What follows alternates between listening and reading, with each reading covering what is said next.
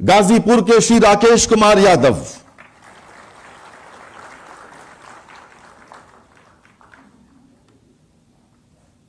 लखनऊ की श्रीमती राखी सिंह, आप सबके लिए आज का दिन ऐतिहासिक है मित्रों।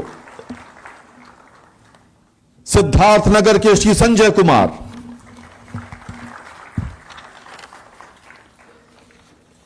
आजमगढ़ की श्वेता मौर्य, बेटियां बेटों से बिल्कुल पीछे नहीं है मित्रों। उत्तर प्रदेश में वाराणसी की श्रेया श्रीवास्तव, चित्रकूट से श्री धीरेन्द्र सिंह,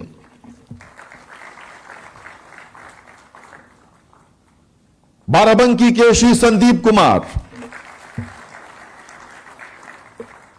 और गोरखपुर के श्री आशीष कुमार सिंह। और अब दंत स्वास्थ्य विज्ञानी डेंटल हाइजीनिस्ट, सबसे पहले लखनऊ की साक्षी सिंह,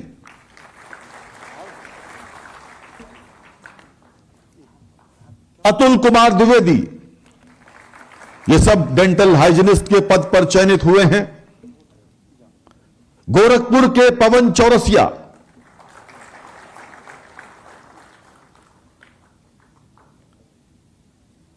सभ्या कटियार कानपुर नगर,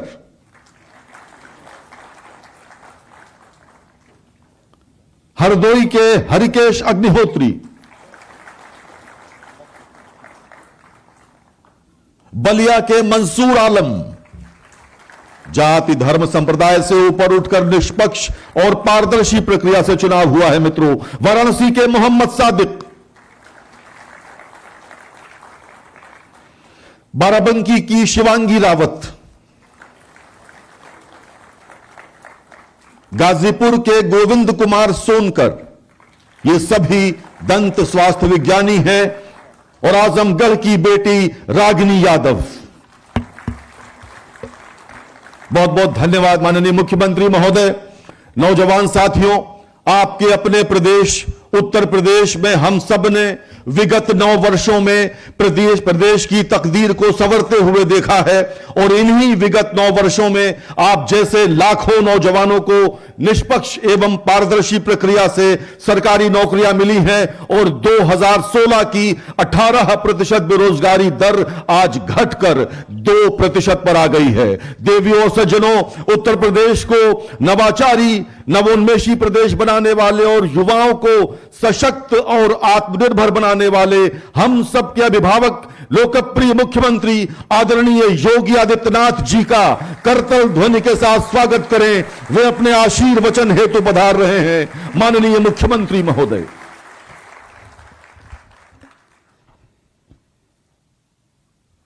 उत्तर प्रदेश के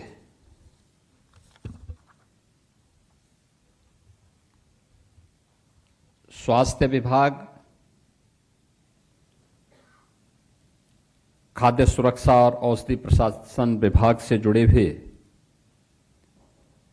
विभिन्न पदों के लिए चयनित अभ्यर्थियों को नियुक्ति पत्र वितरण के आयोजित आज के इस कार्यक्रम में उत्तर प्रदेश सरकार में मंत्रिमंडल के मेरे सहयोगी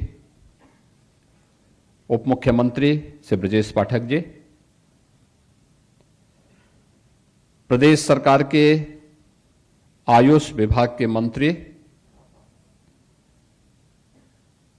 तथा प्रदेश के खाद्य सुरक्षा और औषधि प्रशासन विभाग से जुड़े हुए राज्य मंत्री श्री दयाशंकर मिश्रा दयालु जी,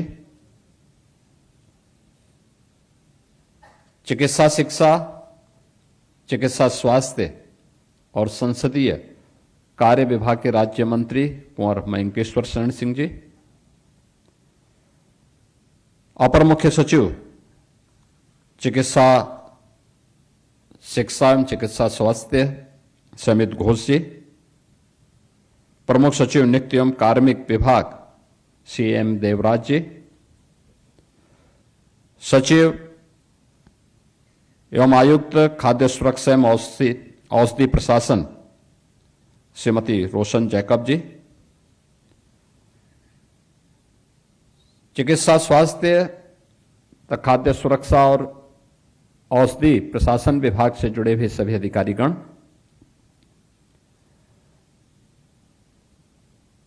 इन विभिन्न विभागों से जुड़े हुए चयनित अभ्यर्थीगण और उपस्थित बहनों और भाइयों,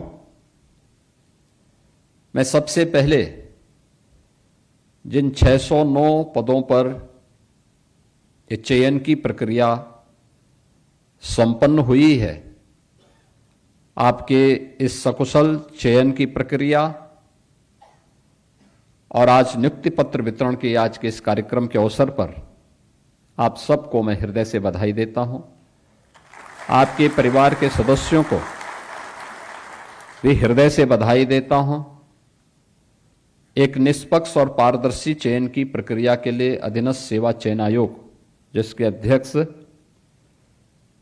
शेषन सांबत जी यहां पर उपस्थित हुए हैं, मैं उनको और उनकी पूरी टीम को भी हृदय से धन्यवाद देते हुए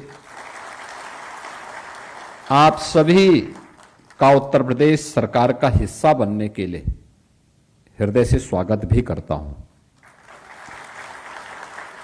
यहां पर मेरे पूर्व वक्ता, हमारे डिप्टी सीएम जो चिकित्सा शिक्षा और चिकित्सा स्वास्थ्य विभाग के मंत्री भी हैं, उन्होंने अपनी बात यहां पे रखी थी। उससे पहले श्री दयाशंकर मिश्रा दयालु जी ने भी अपनी बात को आपके सामने रखी।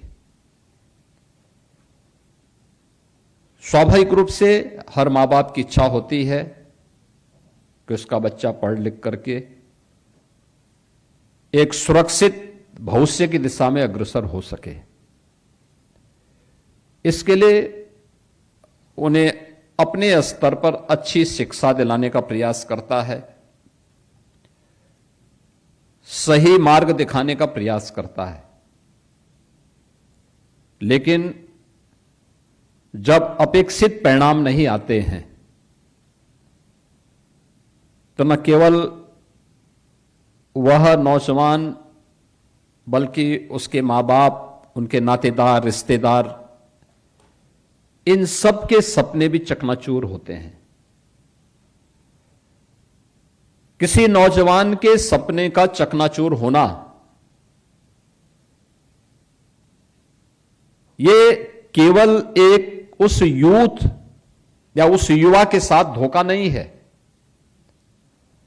बल्कि आने वाली पीढ़ी के भविष्य के साथ भी धोखा होता है और विकास को बाधित करता है। उत्तर प्रदेश जैसा राज्य ये वैसे ही बीमार नहीं हुआ था, ये बीमारू राज्य वैसे ही नहीं बना था। इसको इस प्रकार की चयन की प्रक्रिया में भेदभाव करके, बेईमानी और भ्रष्टाचार ने इस राज्य को बीमारू बना दिया था, अराजक प्रदेश बना दिया था, गुंडागर्दी से त्रस्त प्रदेश बना दिया था, महीनों महीनों कर्फ्यू वाले प्रदेश के रूप में उत्तर प्रदेश को बदल दिया था। कोई भी व्यक्ति अपने आप को सुरक्षित नहीं महसूस करता था। चयन की प्रक्रिया में इतने भेदभाव होते थे कि माननीय न्यायालय को उन्हें रोकना पड़ता था। माननीय न्यायालय ने उस हर एक नियुक्ति की प्रक्रिया में 2017 के पहले कहीं ना कहीं उन्हें स्थगन आदेश देकर के रोका हुआ था और तमाम प्रकार की तीखी टिप्पणियां की थी। जो बात यहां पर अभी हमारे डिप्टी सीएम कह रहे थे कि परीक्षा कोई और देता था और नियुक्ति पत्र कोई और प्राप्त करता था, ये 17 के पहले था। मुझे याद है मैं गोरखपुर में सांसद था। मैं एक बार कहीं निकल जा रहा था, 4-5 बजे का समय था,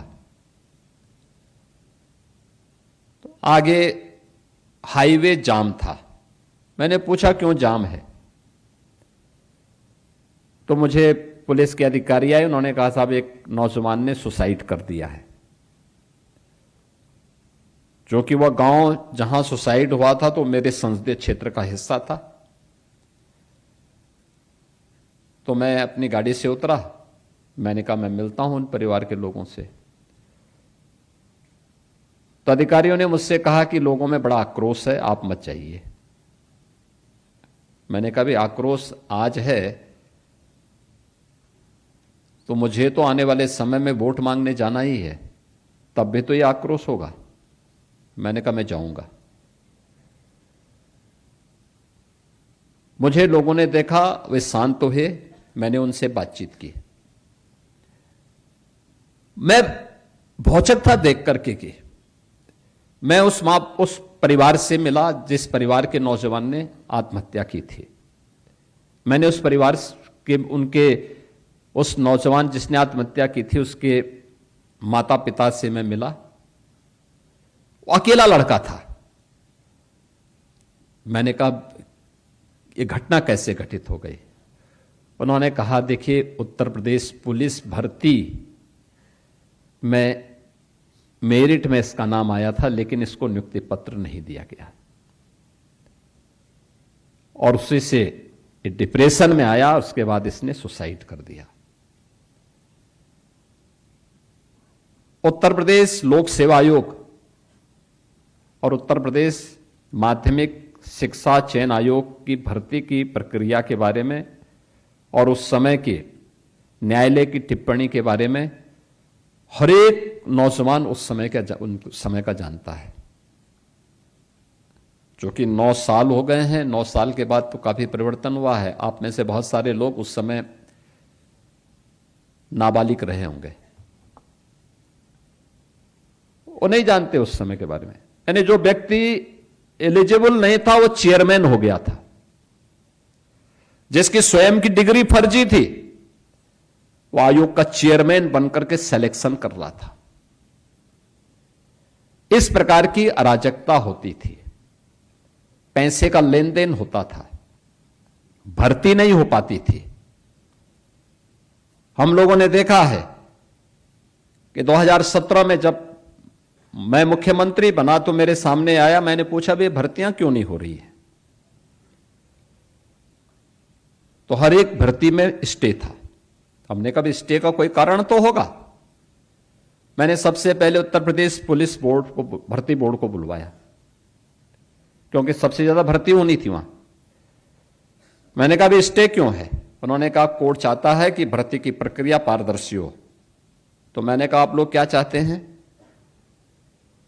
ये भर्ती की प्रक्रिया पारदर्शी क्यों नहीं होनी चाहिए। जो माननीय न्यायालय चाहता है उसके अनुसार नियमावली तैयार करिए, भर्ती की प्रक्रिया को आगे बढ़ाइए, न्यायालय में शपथ पत्र दाखिल करो। अगले 3 महीने के अंदर हमने सभी औपचारिकताएं पूर्ण की। माननीय न्यायालय ने, सुप्रीम कोर्ट ने हमें परमिशन दी। हमने भर्ती की प्रक्रिया प्रारंभ की और मुझे बताते हुए प्रसन्नता है कि अब तक हम 2,20,000 से अधिक पुलिस की भर्ती उत्तर प्रदेश के अंदर संपन्न कर चुके हैं। आप अनुमान करिए केवल पुलिस में ही 2,20,000 से अधिक भर्ती। पहले छोटी सोच थी तो काम भी छोटे छोटे करते थे। मुझे 2025 में 60,000 नौजवानों की भर्ती करनी थी। सभी लोग कहते थे साहब 60,000 कैसे हो पाएगी, और कहना भी उनका स्वाभाविक था, क्योंकि अधिकारी तो पुराने ही है, तो मानसिकता बदलने में थोड़ा समय लगता है। मैंने कहा क्यों इसकी चिंता कर रहे हो। उन्होंने कहा साहब ट्रेनिंग कैसे होगी। मुझे भी एक बार तो लगा कि हाँ ट्रेनिंग, क्योंकि 2017 में जब हम लोग ट्रेनिंग के लिए पुलिस की भर्ती मुझे करनी थी, 30,000 पुलिस की भर्ती मुझे करनी थी उस समय। पहले लॉट में फर्स्ट फेज में 30,000 पुलिस आरक्षी की भर्ती होनी थी। ट्रेनिंग कहां होगी, क्योंकि 9 महीने की ट्रेनिंग भी होती है। तो मैंने एक पूछा भी उत्तर प्रदेश में ट्रेनिंग की क्या स्थिति है।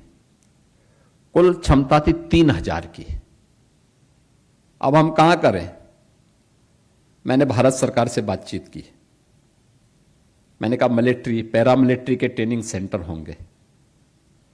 अन्य राज्यों से बात की और तब जाकर के हम लोग पुलिस की वो भर्ती पूरी कर पाए थे। ये 2017 की बात कर रहा हूं। और 25 में जब हमने भर्ती की, 60,244 नौजवानों का एक साथ भर्ती, और एक साथ भर्ती के बाद ट्रेनिंग के लिए बहुत सारे लोग ये मानते थे कि यूपी उनके पास आएगा गुहार करने के लिए कि ट्रेनिंग के लिए अपने सेंटर दे दो। मैंने कहा नहीं, यूपी अपनी ट्रेनिंग क्षमता स्वयं विकसित करेगा। और मुझे बताते हुए प्रसन्नता है कि अभी मैंने 26 अप्रैल को पासिंग आउट परेड के माध्यम से उन 60,244 नौजवानों को अब फील्ड ड्यूटी में भेज दिया है उनकी सफलतम ट्रेनिंग के बाद। ये सभी ट्रेनिंग उत्तर प्रदेश के अंदर ही, उत्तर प्रदेश के ही केंद्रों में हुई है, जो उत्तर प्रदेश पुलिस के अपने केंद्र हैं। कार्य करने की इच्छा शक्ति, गवर्नमेंट की जो स्पष्ट नीति होनी चाहिए, साफ नियत होनी चाहिए, परिणाम भी आते हैं। आज उसी परिणाम का, उसी दिशा में किए गए प्रयासों का परिणाम है कि हमने अब तक 9 लाख से अधिक नौजवानों को सरकारी नौकरी दी है यूपी के अंदर, 9 लाख से अधिक। और देश के अंदर किसी भी राज्य में सबसे अधिक नियुक्ति की प्रक्रिया को सकुशल संपन्न करने, पारदर्शी तरीके से संपन्न करने का यह रिकॉर्ड है। लगातार अभी हम लोग कर रहे हैं। अधीनस्थ चयन आयोग, अकेले अधीनस्थ सेवा चयन आयोग इस वर्ष 32,000 से अधिक नियुक्ति की प्रक्रिया को संपन्न करेगा।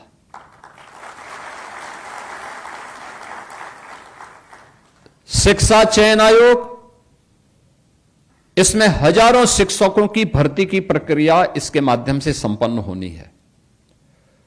उत्तर प्रदेश लोक सेवा आयोग लगभग 15,000 भर्ती इसको करनी है, इस वर्ष ये इसको संपन्न करेगा। उत्तर प्रदेश पुलिस भर्ती और प्रोन्नति बोर्ड वर्तमान में उनके सब इंस्पेक्टर के और होमगार्ड की भर्ती की परीक्षा संपन्न हो चुकी है। अगर इन दोनों को मिलाकर के देखेंगे तो यह संख्या है 45,000, और लगभग इतने ही और भर्तियों की प्रक्रिया हमारी आगे बढ़ रही है।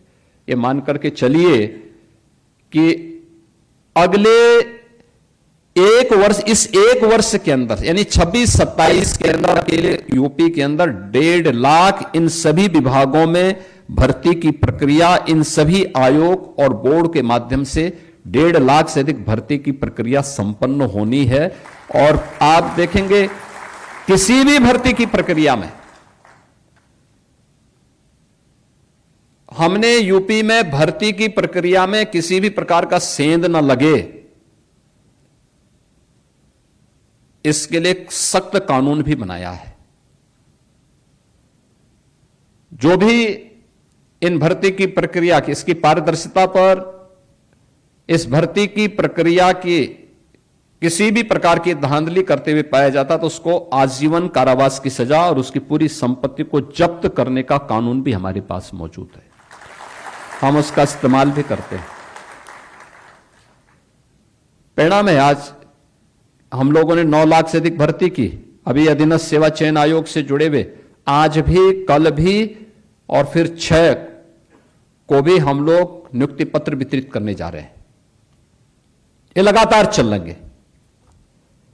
ये भर्ती की प्रक्रिया पूरी पारदर्शिता के साथ, निष्पक्षता के साथ, बिना भेदभाव के, क्योंकि मेरा मानना है किसी भी प्रतिभावान नौजवान को जाति, क्षेत्र, संप्रदाय के आधार पर उसके साथ भेदभाव होना यह अपने आप में महापाप का कारण है। हम उस प्रतिभा को कुंठित करते हैं और विकास को अवरोधित करते हैं। अगर हमने भेदभाव किया होता तो हम उत्तर प्रदेश की अर्थव्यवस्था को इन 9 वर्षों में, जिसमें कि हमें वैश्विक महामारी कोरोना से भी जूझना पड़ा था, हम उत्तर प्रदेश की अर्थव्यवस्था को 3 गुना नहीं बढ़ा पाते। हम उत्तर प्रदेश की प्रति व्यक्ति आय को 3 गुना करने में सफल नहीं हो पाते। उत्तर प्रदेश के अंदर कानून व्यवस्था, या उत्तर प्रदेश के अंदर आज जो हमने देश का सबसे अच्छा इंफ्रास्ट्रक्चर हम लोगों ने दिया है, एक्सप्रेसवे का, हाईवे का, ग्रामीण सड़कों का, ये हम नहीं दे पाते।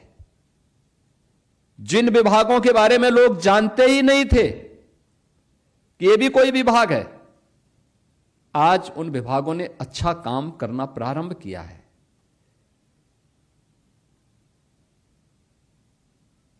आज उन विभागों को एक पहचान मिली है। प्रयास करने से होता है, और उस प्रयास के लिए उस प्रकार के मैन पावर का चयन। स्वास्थ्य विभाग में आज हमारे पास लगभग हर जनपद में, 4-5 जनपद छोड़ दिया जाए तो लगभग 75 के 75 जनपदों में हमारे पास एक मेडिकल कॉलेज है। पहले नहीं थे। पहले मेडिकल कॉलेजेस के बारे में कोई सोचता भी नहीं था। आज लगभग, यानी आज उत्तर प्रदेश के अंदर 81 मेडिकल कॉलेज और 2 एम्स वर्तमान में कार्यरत हैं, जो लोगों को अपनी सेवाएं दे रहे हैं। अच्छे सुपर स्पेशलिटी के हॉस्पिटल्स खुल रहे हैं, नर्सिंग कॉलेजेस खुल रहे हैं। पहले न कॉलेजेस थे और न ही उनमें स्टाफ था, सब भगवान भरोसे था। स्वाभाविक रूप से परिणाम भी उसी प्रकार से आता था। पूरा सिस्टम ही बीमारू था। खाद्य सुरक्षा और औषधि प्रशासन के बारे में लोग जानते ही नहीं थे, जबकि एक बहुत महत्वपूर्ण विभाग है। भाई, आप दवा कौन सी ले रहे हैं, उस दवा में उसके अनुसार वह 60 पड़ा है कि नहीं पड़ा है, उसकी क्वालिटी है कि नहीं है। एक पक्ष वह और दूसरा पक्ष खाद्य सुरक्षा से संबंधित है। याद करिए, हर एक आइटम में मिलावट। अब उस मिलावट को रोकेगा कौन? पुलिस थोड़े रोक पाएगी, उसके पास कुछ भी नहीं। उसके लिए जो विभाग जिम्मेदार था, उसके पास आवश्यक इक्विपमेंट नहीं थे, जांच करने के लिए लैब्स नहीं थी। अगर कभी वह कोई नमूना लेता भी था तो नमूने के परिणाम आने में वर्षों लगते थे। तब तक मिलावट करने वाला अगर बहुत भाग्यशाली होगा तो वही जीवित रहता होगा, नहीं तो वो भी दूसरे लोग की यात्रा में अपनी मौत मर जाता था, कोई सजा नहीं हो पाती थी उसको। आज ऐसा नहीं है। मार्केट में जो दूध सामान्य बेच रहे होंगे नहीं कह सकते, लेकिन अगर डेयरी के माध्यम से बेच रहा है तो उसकी क्वालिटी को सुनिश्चित करने के लिए सख्त हिदायत भी है। और मिलावट करते हुए पाया जाएगा तो स्वाभाविक रूप से उसको मालूम है कि उसके बाद की क्या स्थिति होनी है। मसालों की स्थिति, खाद्य तेल की स्थिति, पर्व और त्योहार के पहले आप देखते होंगे मिठाई की क्या स्थिति होती थी। पहले किसी भी मिठाई में व्यक्ति किसी को उपहार देने जा रहा है और पता लगा इतनी उसमें मिलावट होती थी कि वो उपहार की वजह वो जहर दे रहा है उसके माध्यम से। अब नहीं कर सकता। जिस विभाग को इसके लिए करना था, ये काम करना था, उसके पास न आदमी थे, न लैब थी और न लैब में इक्विपमेंट थे। अब हम लोगों ने औषधि के बारे में भी जांच करने के लिए, कोई भी ड्रग है उसकी जांच करने के लिए हमारे पास हर एक रेंज स्तर पर, यानी मंडल स्तर पर एक लैब है, एक ग्रेड की लैब, उसमें इक्विपमेंट हैं, खाद्य सुरक्षा से जुड़े हुए नमूने अब जो लिए जाएंगे, उन नमूनों को जांच करने के लिए अब ऐसा नहीं कि बलिया का व्यक्ति आगरा जा रहा है, बल्कि उसी कमिश्नरी के अंदर, उसी मंडल के अंदर उसको उसकी जांच के लिए लैब उपलब्ध होगी और वहां पे प्रशिक्षित मैन पावर होगा, जो ट्रेन मैन पावर वहां पर उसके नमूने एक समय सीमा के अंदर दे करके बता पाएंगे कि यह नमूना सही है या गलत है। अगर कोई गलत दे रहा है तो उसके खिलाफ सजा भी, उसके खिलाफ कार्रवाई होगी, नहीं दे रहा है तो मार्केट में वो बिके। ये सभी प्रयास इसमें हो रहे हैं और उसी क्रम में जो प्रयास हुए हैं, इसमें जो हमारी प्रयोगशालाएं थी, पहले 5 प्रयोगशालाएं थी औषधि परीक्षण के, अब हमारे पास हाई एंड इक्विपमेंट के साथ 18 प्रयोगशालाएं वर्तमान में कार्य कर रही हैं। 18 प्रयोगशालाएं, आप सोचिए 5 से 18, आजादी के बाद से लेकर के 2017 तक केवल 5 लैब्स बन पाई थी।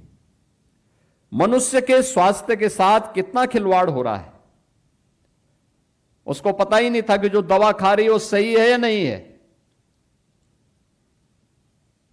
अब लैब बनी है, उसमें उस लैब के माध्यम से जो कुछ भी वो प्राप्त होगा। पहले इन प्रयोगशालाओं में 12,000 नमूने प्रतिवर्ष लिए जाते थे, अब इस संख्या को हम बढ़ा करके लगभग 55,000 कर सकते हैं हर वर्ष। उत्तर प्रदेश जैसे राज्य में 55,000 नमूने लेंगे तो पता भी लगेगा। 12,000 में क्या होता था, अब 55,000 के माध्यम से पता लगेगा कि ये दवाइयां जो हॉस्पिटल्स में, प्राइवेट हो या गवर्नमेंट हॉस्पिटल्स में जो खरीदी जा रही हैं या वहां पे कहीं भी बेची जा रही हैं या कहीं मैंने उसकी प्रोडक्शन भी हो रहा है, उसकी क्वालिटी की जांच आज वहीं पे उसी मंडल में की जा सकती है और लोगों को आराम से, क्योंकि मिलावट जो जितनी भी डुप्लीकेट दवा आती थी, इन सब की जांच भी वहां पर हो सकती है। और इसी के लिए आज मुझे बताते हुए प्रसन्नता है कि 357 जो एनालिस्ट हैं, इनकी भर्ती की प्रक्रिया संपन्न हुई है।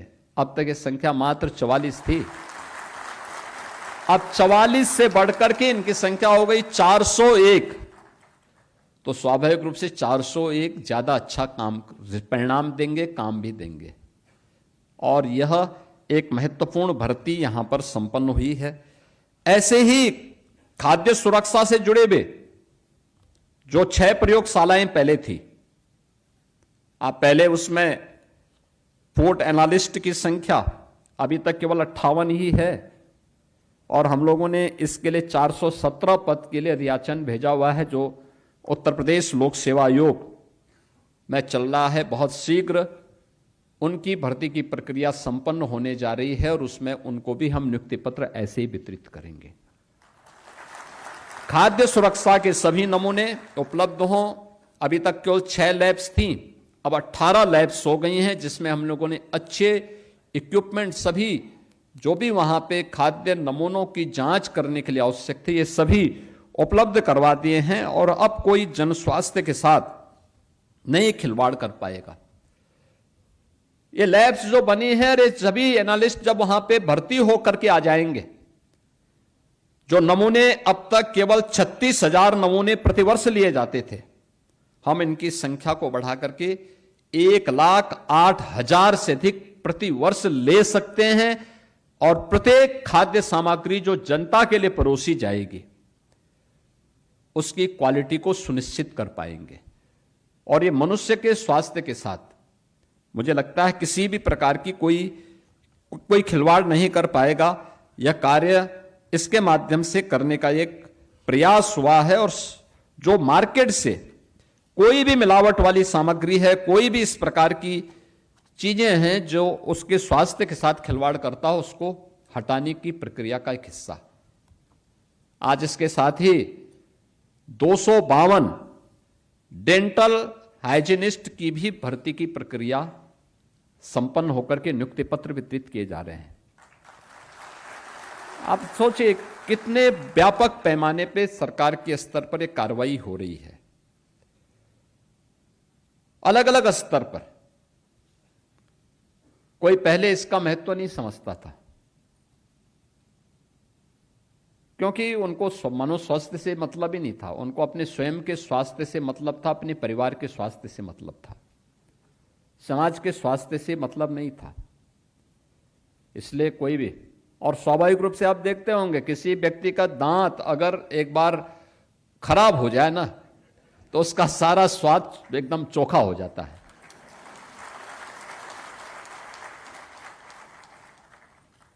आप देखो किसी का दांत थोड़ा परेशान कर ले, उसके सामने कितने भी अच्छे व्यंजन आप रख ले, वो बेचारा देखता रह जाएगा, लेकिन दांत उसका जो है उसको परेशान कर डालेगा।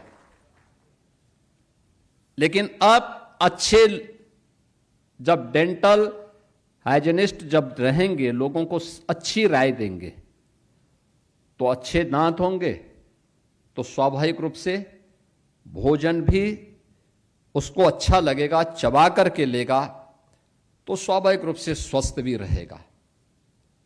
और वह आज की आवश्यकता है। हर फील्ड के विशेषज्ञ हम उपलब्ध करवा सकें, उनके माध्यम से लोगों को अच्छी स्वास्थ्य सुविधा उपलब्ध करवा सकें, बीमारी होने के पहले बचाव के बारे में लोगों को जानकारी दे सकें, नौजवान को रोजगार के साथ साथ उसकी प्रतिभा का लाभ ले सकें।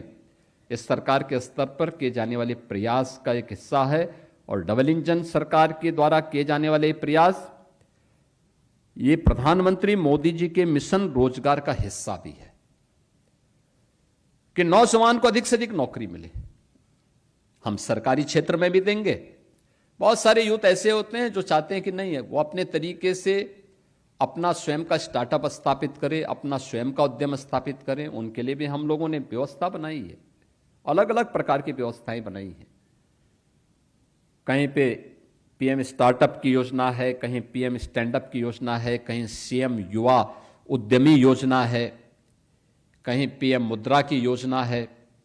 ये सभी योजनाएं भी कार्य हो रही, इसमें भी कार्य हो रहा है। एमएसएमई सेक्टर में ढेर सारे नौजवानों को नौकरी मिली है। सुरक्षा का बेहतर वातावरण बना, दंगा मुक्त और गुंडा मुक्त प्रदेश हुआ, अच्छे निवेश आए। अभी पिछले दिनों मैंने फार्मा सेक्टर में निवेश के 17 ऐसे निवेशकों को यहां पे पत्र जारी किए हैं जो राज्य के अंदर ही इसका प्रोडक्शन करेंगे, मैन्युफैक्चरिंग करेंगे। यानी ये चीजें दिखाती हैं कि लोगों के मन में अब यूपी के बारे में एक सोच आ रही। आखिर ये जितने भी उद्योग लगेंगे, इन सभी उद्योगों में कोई नौजवान नौकरी पाएंगे ना, उन लोगों को नौकरी करने का अवसर मिलेगा। एक बड़ा उद्योग आएगा तो उसके साथ अन्य यूनिट भी लगेंगे।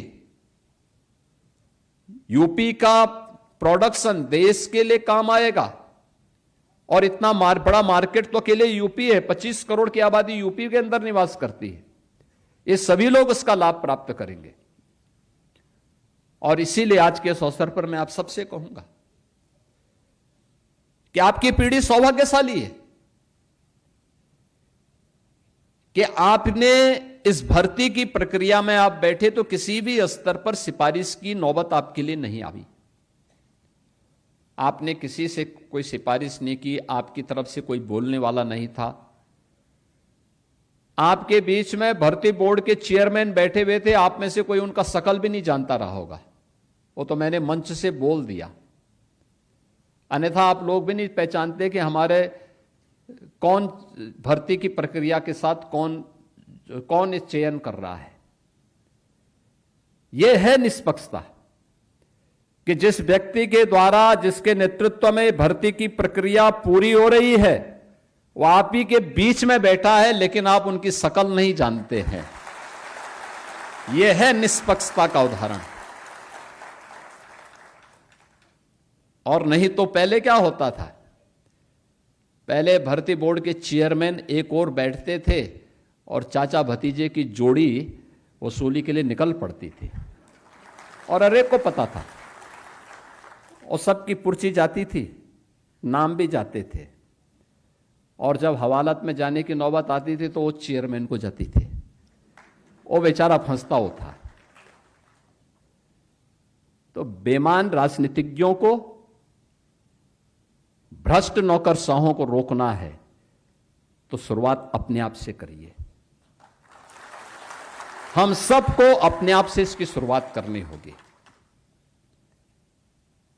आम जनमानस ईमानदारी के साथ अपना जीवन आगे बढ़ाना चाहता है, और उस प्रक्रिया के साथ हमें जुड़ना पड़ेगा। हमें इस बात को देखना होगा कि अगर हमें निष्पक्ष तरीके से, पारदर्शी तरीके के साथ इस व्यवस्था के साथ जुड़ने का अवसर प्राप्त हो रहा है, और आपकी पीढ़ी सौभाग्यशाली है कि आप अपने सपनों को एक नई उड़ान देने के लिए, आपके लिए गवर्नमेंट ने उस प्रकार का प्लेटफॉर्म उपलब्ध करवाया है। आपके मां बाप के सपने साकार हो रहे हैं। ये सपने साकार होना आपके लिए एक नए युग में प्रवेश करने जैसा है, और उस दिशा में आपके द्वारा जो प्रयास प्रारंभ होगा, इसलिए आपकी भी जिम्मेदारी बनती है कि अगर गवर्नमेंट ने उस प्रकार का प्लेटफॉर्म दिया है तो हम भी जिस शुद्ध नियत के साथ आपको नियुक्ति पत्र दिया जा रहा है, उसमें जितना अच्छा हो सकता है अपने स्तर पर हम उतना अच्छा परफॉर्म करके दिखाएंगे। यह हम करके दिखाएंगे तो आपके इस पूरे सिस्टम पर लोगों का विश्वास बना रहेगा।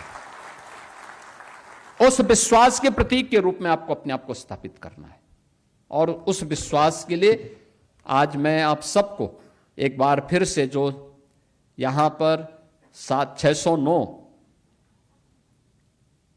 प्रदेश के यूथ को यह नियुक्ति पत्र वितरित हो रहा है, उन सबको मैं बधाई देता हूं और विश्वास करता हूं कि प्रदेश के विकास के लिए और प्रधानमंत्री के विजन को आगे बढ़ाने के लिए, विकसित भारत और आत्मनिर्भर भारत के लिए हमें राज्यों से इसकी शुरुआत करनी पड़ेगी। इस पूरे प्रक्रिया में आप सब उसका हिस्सा बनेंगे।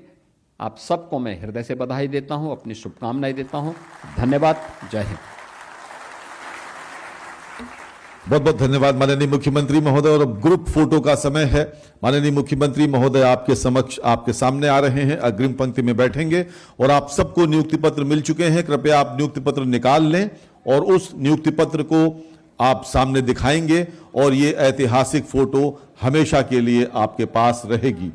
आज का दिन आप सबके लिए बेहद महत्वपूर्ण दिन है। मित्रों, कृपया अपने स्थान पर बैठे रहें और अपने नियुक्ति पत्र को निकाल लें। आप सबसे मैं कह रहा हूं, कृपया अपने नियुक्ति पत्र को निकालकर आप अपने स्थान पर बैठे रहें। आप सब अपने स्थान पर बैठे रहें, तभी फोटो अच्छी आएगी। आप सब नियुक्ति पत्र को निकालकर उसे दिखाएंगे, अपने चेहरे के नीचे रखेंगे नियुक्ति पत्र। आप बैठ जाएं, कृपया अपने स्थान पर बैठ जाएं, और मुस्कुराना न भूलें। कृपया मुस्कुराते हुए अपने नियुक्ति पत्र को आप सामने दिखाएंगे तो ये फोटो आपके लिए ऐतिहासिक साबित होगी मित्रों। और हम सब बहुत धन्यवाद देते हैं माननीय मुख्यमंत्री महोदय को कि ये ऐतिहासिक दिन आपके जीवन में आया है और आज से आपका नया जीवन प्रारंभ होने वाला है।